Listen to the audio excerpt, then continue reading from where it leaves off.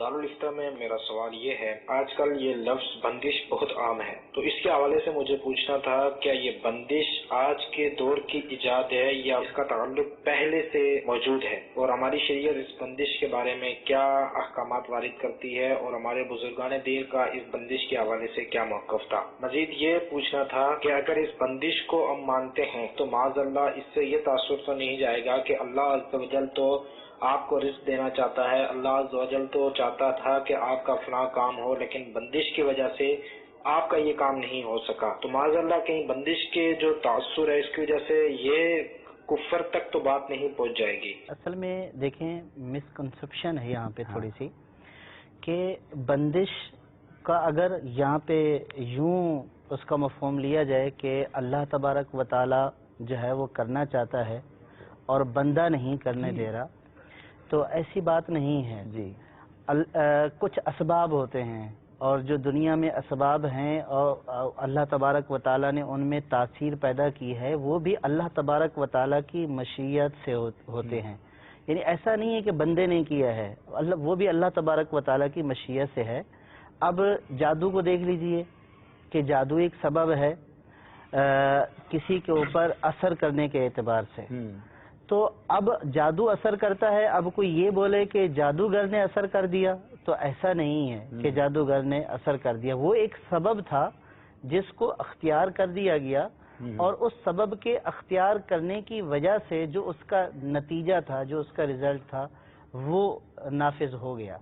तो अब इसको अगर उस माने में ले जाएंगे तो ये बिल्कुल जो है वो शरीयत के असूलों से खिलाफ बात है। ठीक है, बंदिश का जहाँ तक ताल्लुक है, ये कोई आज का मफहूम नहीं है, ये बुजुर्गान दीन में पीछे से ये राइज है। इस तरह की जो है वो कुरान से इसका सबूत है। असल में बंदिश के माना पर हम गौर करें ना, तो बंदिश ये जादू ही की किस्म है। यानी बंदिश का मतलब क्या है कि किसी शख्स के ऊपर जो है वो अमलियात करवा देना कि उसका काम रुक जाए या वो बीमार हो जाए, उसके साथ परेशानियां आ जाएं, मुसीबतों में मुब्तला हो जाए, तो यही काम जादू के जरिए होता है। और जादू का सबूत तो कुरान पाक में मौजूद है। बंदिश भी इसकी एक किस्म ही है। अगर बंदिश के लफ्जी माना पे गौर करें तो इसका माना होता है गिरा लगाना, किसी चीज के ऊपर गिरा लगा देना। और मफहूम के एतबार से जो हमारे ज़माने के अंदर राइज है, उसका मतलब है कि किसी के ऊपर कोई ऐसे अमलियात कर देना, कोई ऐसे जादू कर देना कि जिसकी वजह से उसके कामों के अंदर रुकावट पैदा हो जाए। ये तो वो माना है कि बुजुर्गान दीन क्या है, तो कुरान पाक से साबित है।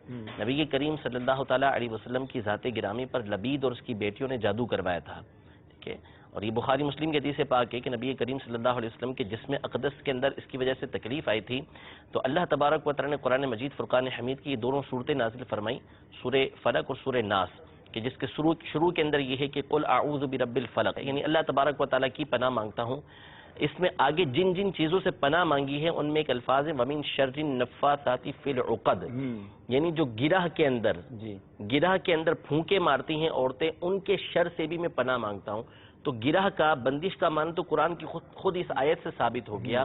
फिर इसके बाद नबी के करीम सल्लल्लाहु अलैहि वसल्लम से वो तकलीफ जो है जो आई हुई थी वो दूर हो गई। तो जैसा कि सज्जाद भाई ने बताया कि हकीकतन ये नहीं है कि अल्लाह तबारक व तआला ये करना चाहता था और बंदा जो है इसके अंदर रुकावट बन गया, तो बंदे की कुदरत गोया कि अल्लाह तबारक व तआला से बढ़ गई। ऐसा तसव्वुर ही किसी मुसलमान के ज़हन में नहीं होता। अगर इस तसव्वुर को सामने रख लिया जाए तो फिर तो कायनात के सारे काम रुक जाएंगे। अल्लाह तबारक व तआला चाहता है कि आप जो है वो मरीज रहें, लेकिन आप चले गए डॉक्टर के पास, डॉक्टर ने आपको दवाई दी, डॉक्टर जो है उसकी दवाई की वजह से आप सेहतयाब हो गए और आप जो है वो डॉक्टर से बढ़ गए, डॉक्टर जो है अल्लाह तबारक व तआला से बढ़ गया।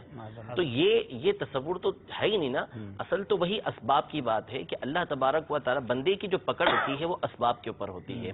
यानी मैं किसी को कत्ल करना चाहता हूँ, अल्लाह तबारक व तआला कत्ल को पसंद नहीं करता, लेकिन अगर किसी ने किसी को कत्ल किया है तो उसकी पकड़ किस चीज के ऊपर होगी? पकड़ इस पर होगी कि इसने ये इरादा किया, ये काम इसने किया।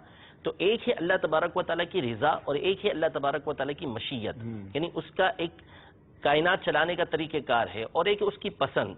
अल्लाह तबारक व तआला कुफर को पसंद नहीं करता, लेकिन दुनिया के अंदर काफिर मौजूद हैं।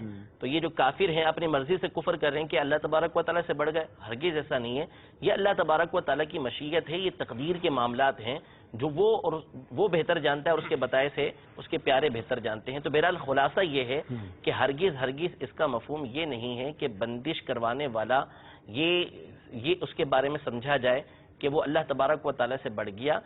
تو بندش کا مطلب بالکل قرآن و حدیث سے ثابت ہے. یہاں یہ نہیں ہے کہ ہم بندش کی کوئی وہ حوصلہ افزائی کر رہے ہیں. بندش کرنے والا تو بہت غلط کام کر رہا ہے. بالکل بندش غلط چیز ہے, بندش نہیں کرنی چاہیے, لیکن اس کے غلط ہونے کی وجہ سے اس کا ثبوت ہی ختم ہو جائے, ایسا نہیں ہے. اور ایسا بھی نہیں ہوتا کہ ہر بندے کی بندش ہو رہی ہوتی ہے. یہ جو آج کل عاملوں نے چلایا ہوا ہے کہ تمہارے گھر کی بندش کر دی, تمہارے کاروبار کی بندش کر دی, اور لوگ اسی پریشانی میں رہتے ہیں, تو ایسا بھی نہیں ہوتا. اور میرا خیال ہے اگر سورہ فلق اور سورہ ناس پڑھ کر اپنے اوپر دم کر لیا جائے, درود پاک کا ورد کیا جائے, اور زیادہ سے زیادہ اگر آپ کو کبھی ایسا کچھ فیل ہوتا ہے تو ماشاءاللہ ہمارے ایک اور شعبہ ہے, اس کا چونکہ سلسلہ نہیں ہے, ورنہ ہماری مکتوبات و تعویذات عطاریہ ایک اور شعبہ ہے, اور جس شعبے کے تحت آپ کو تعویذات فری آف چارج دیے جاتے ہیں, آپ کی ٹیلی فون کال پر آپ کا استخارہ کیا جاتا ہے, بلکہ آن لائن, جی ہاں, دعوت اسلامی کی ویب سائٹ کے ذریعے آپ کی کارٹ بھی کی جاتی ہے, آپ کے استخارے کر کے جواب دے دیے جاتے ہیں.